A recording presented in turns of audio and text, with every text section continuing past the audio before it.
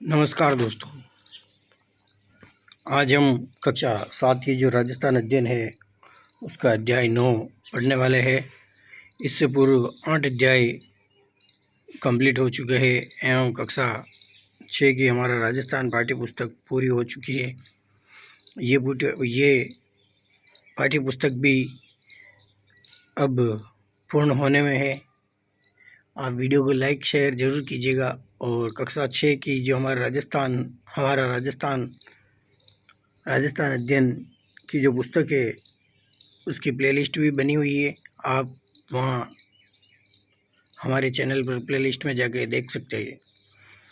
तो हम स्टार्ट करते हैं कि आज़ादी से पूर्व हमारा जो राजस्थान में सामाजिक शैक्षणिक सुधार हुए वो किस तरीके से हुए और क्या क्या दशा थी उस समय समाज की, सामाजिक दशा किस प्रकार थी।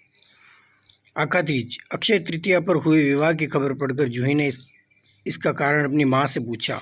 माँ ने जवाब दिया, ये हमारे रीति रिवाजों और परंपराओं का हिस्सा रहा है, पर धीरे धीरे इनमें बदलाव हुए हैं और लोगों की समझ इस दिशा में बननी शुरू हुई है।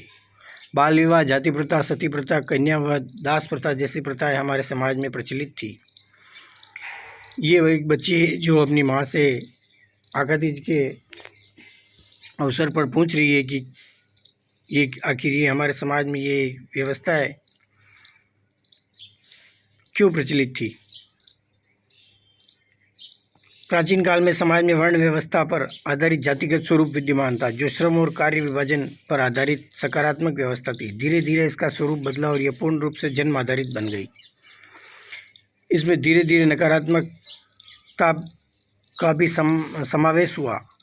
हम जानते हैं कि समाज का व्यक्ति के जीवन पर सीधा प्रभाव पड़ता है, क्योंकि सकारात्मक व्यवस्था मानव मस्तिष्क को खुलापन देती है और नकारात्मकता कई विकृतियों को जन्म देती है।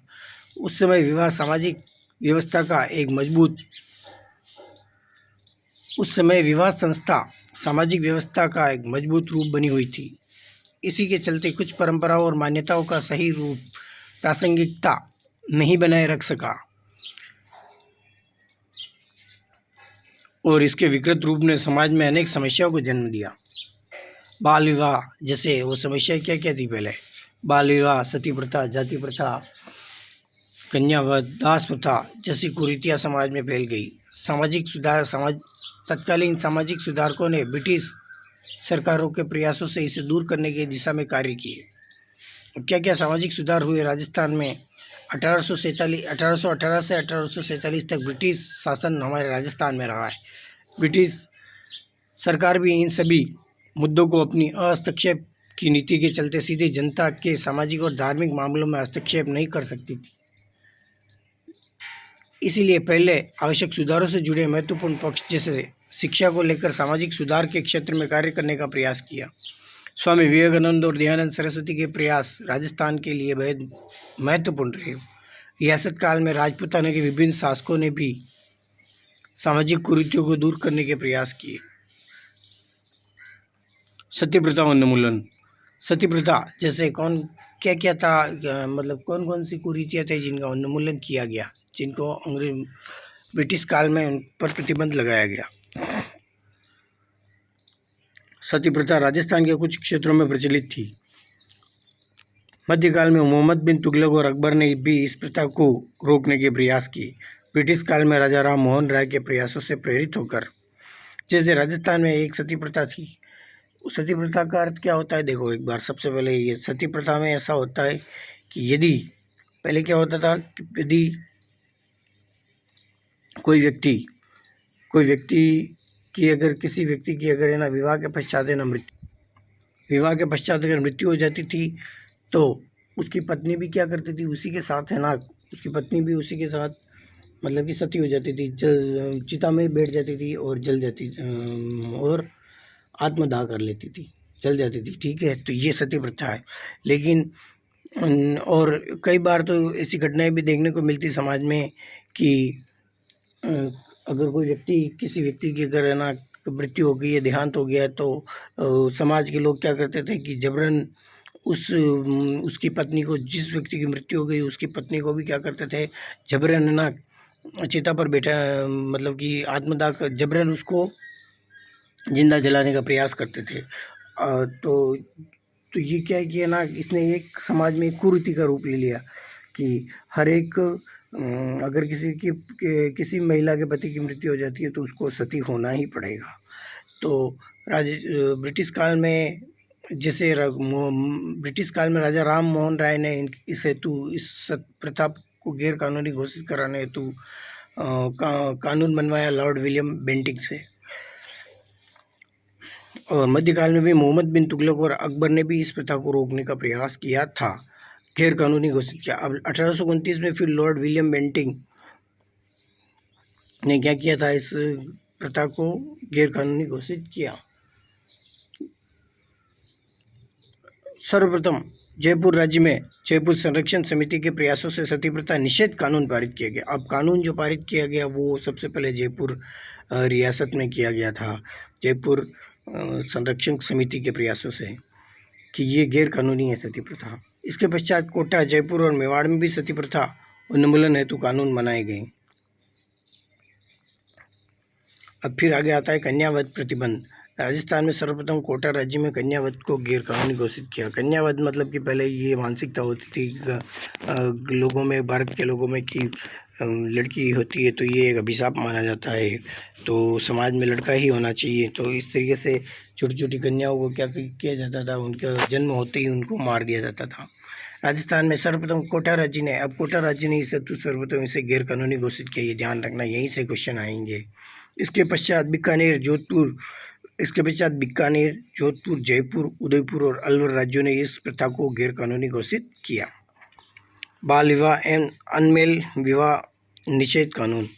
कम उम्र की कन्याओं का उससे अधिक उम्र अवस्था के पुरुष से विवाह करना अनमेल विवाह तथा अवयस्क बालक बालिकाओं का विवाह कर देना, दोनों ही कुप्रथाएं समाज में प्रचलन में थी।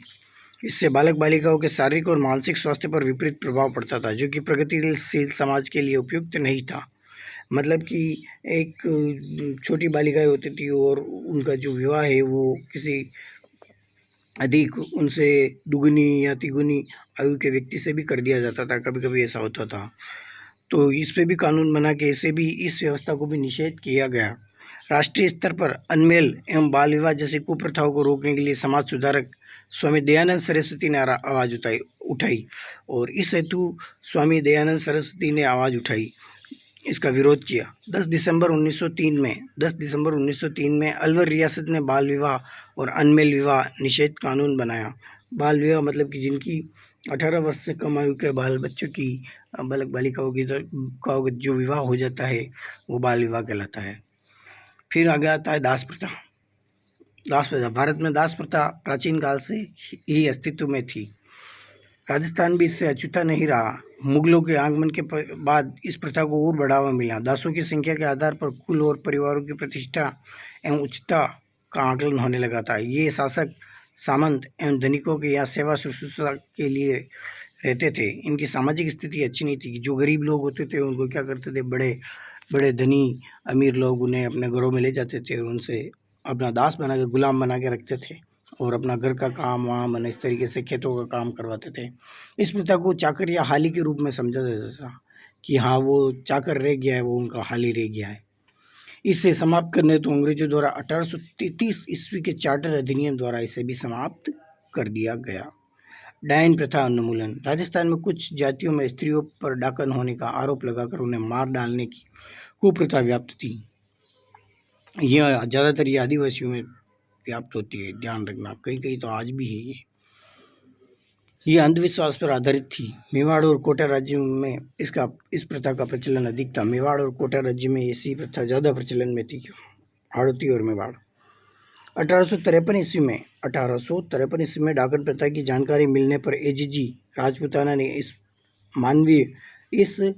अमानवीय प्रथा को प्रतिबंधित करने हेतु कानून बनाने के लिए रियासतों के शासकों पर दबाव बनाया एवं कुछ रियासतों द्वारा इस प्रथा को गैर कानूनी घोषित कर दिया गया। कानून बनाने के लिए 1853 ईस्वी में डाकन प्रथा को समाप्त किया गया। अब शैक्षणिक सुधार के क्या हुए इस हेतु इन कुप्रथाओं के लिए? भारतीय समाज में प्राचीन काल से ही शिक्षा का महत्व रहा है। प्राचीन काल में शिक्षा के मुख्य केंद्र घरेलू शिक्षा, गुरुकुल, विद्याश्रम, उपाश्रय, पाठशाला, मकतब और मदरसे, मठ आदि रहे हैं। परिवार प्राथमिक और व्यावसायिक शिक्षा के प्रमुख केंद्र होते थे। बच्चों को जो प्राथमिक शिक्षा मिलती थी वो कहाँ से मिलती है? परिवार से मिलती है। राजपूताना में भी शिक्षा विभिन्न कालक्रमों से गुजरी है। ब्रिटिश साम्राज्य ने 19वीं शताब्दी से पूर्व की शिक्षा को देसी शिक्षा इंडिजीनियस एजुकेशन से संबोधित किया है। इसके बाद की शिक्षा को अंग्रेजी शिक्षा, पाश्चात्य शिक्षा या आधुनिक शिक्षा के नाम से संबोधित किया, वेस्टर्न एजुकेशन। इस प्रकार 19वीं शताब्दी में एक और शिक्षा का पारंपरिक रूप नजर आता है तो दूसरी ओर अंग्रेजी शिक्षा का प्रभाव, मतलब अंग्रेजों ने वेस्टर्न एजुकेशन भारत में इंट्रोड्यूस की, वेस्टर्न एजुकेशन भारत में लेके आए। 1819 में आधुनिक शिक्षा का स्कूल अजमेर में खोला गया। इसके पश्चात पुष्कर, बिना एवं केकड़ी में भी स्कूल खोले गए, लेकिन लोगों द्वारा ईसाई धर्म की दी जाने वाली शिक्षा का विरोध किया गया। परिणाम स्वरूप ये सभी स्कूल बंद कर दिए गए। लेकिन लोगों ने क्या किया ना, लेकिन इन स्कूलों में क्या होता था कि ईसाई धर्म परिवर्तन वाली बात सामने आने लगी, तो लोग क्या है कि भारतीय लोग क्या विरोध करने लगे और ये स्कूल फिर बंद हो गए। 1835 में अंग्रेजी भाषा राजकीय भाषा बन गई, अतः अंग्रेजी शिक्षा प्रणाली का महत्व बढ़ा। फलस्वरूप रियासतों में आधुनिक शिक्षा प्रणाली को अपनाने वाले स्कूल खुलने लगे। 19वीं सदी के अंत तक जैसलमेर को छोड़कर राजपूताना की सभी रियासतों में शिक्षण संस्थाएं प्रारंभ हो चुकी थी। सिर्फ जैसलमेर रियासत में प्रारंभ नहीं हुई थी। प्राथमिक स्कूल, मिडिल स्कूल क्रमोन्नत होकर हाई स्कूल बने। सबसे पहले अजमेर का सरकारी स्कूल 1851 में हाई स्कूल बना। अजमेर का रियासतों में हाई स्कूल कक्षाओं की पढ़ाई प्रारंभ हुई। राजपूत शासकों, रियासतों के शासकों, राजकुमारों, सामंतों के पुत्रों के लिए अंग्रेजी शिक्षा का पृथक प्रबंधन करने के उद्देश्य से सन 1872 में वायसराय लॉर्ड मेयो के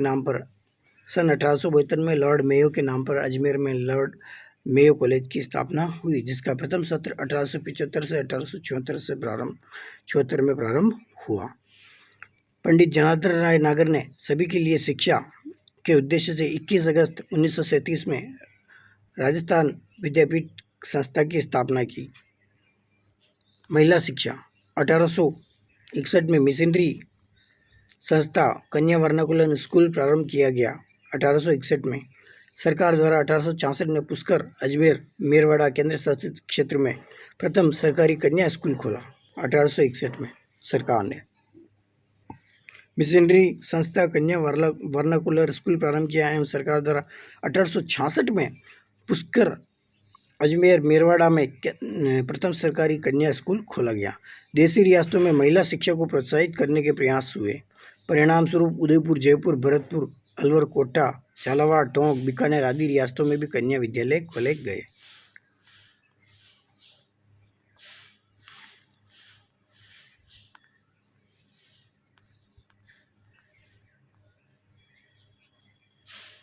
अब आगे आता है राजस्थान के प्रमुख जननायक।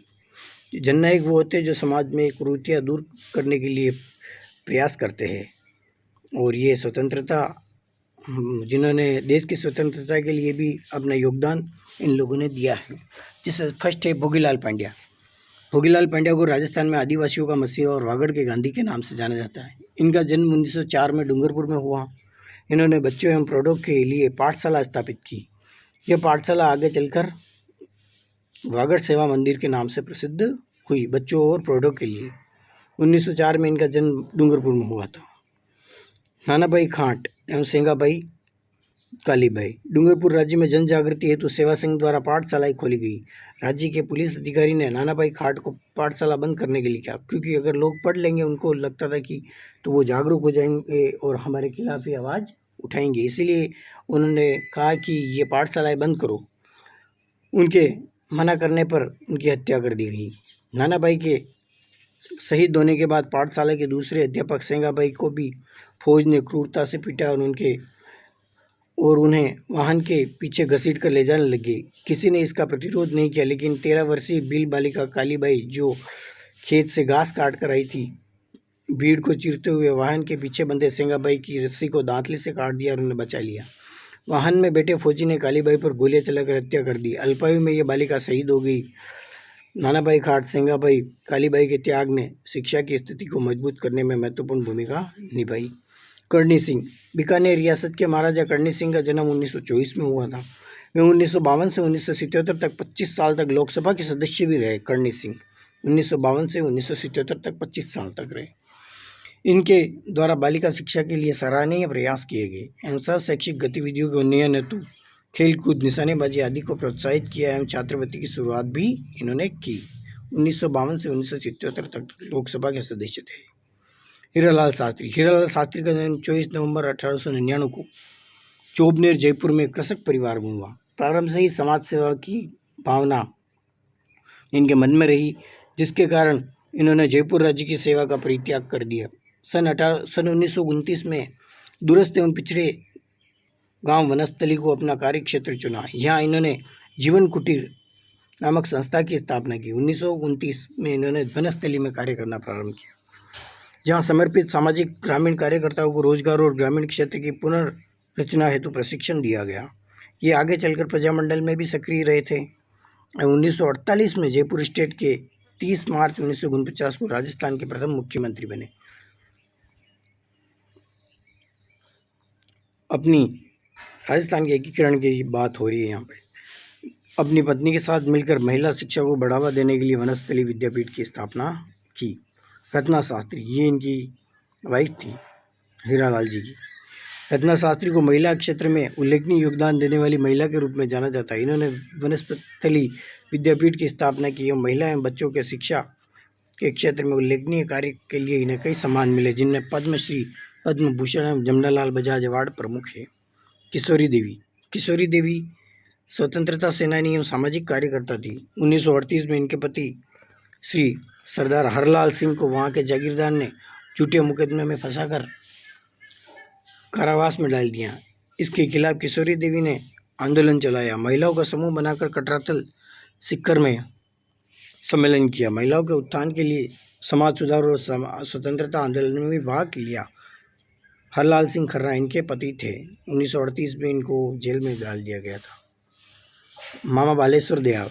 10 मार्च 1905 को जन्मे मामा बालेश्वर दयाल सामाजिक कार्यकर्ता के रूप में प्रसिद्ध हुए। ये सामाजिक कार्यकर्ता थे। इन्होंने भील जनजाति, विशेषकर राजस्थान एवं मध्य प्रदेश के लोगों के लिए काम किया। मामा बालेश्वर दयाल नया नाम है। इसके लिए इन्होंने जल, जंगल और जमीन आंदोलन चलाया। किसने चलाया जल, जंगल और जमीन आंदोलन? तो मामा बालेश्वर दयाल। आज़ादी से पूर्व राजस्थान में कौन सी कुप्रथाएं प्रचलित थी? उपयोग सभी, सती प्रथा, डाकन प्रथा, बाल विवाह। 1819 को आधुनिक शिक्षा का पहला स्कूल कहाँ खोला गया था? तो ये अजमेर में खोला गया था। ये मिलान करने वाला है। मेयो कॉलेज अजमेर में था।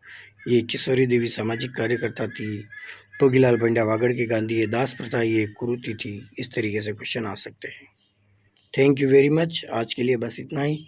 फिर अगली क्लास में हम अध्याय 10 पढ़ेंगे, संविधान निर्माण में राजस्थान का योगदान। जय हिंद।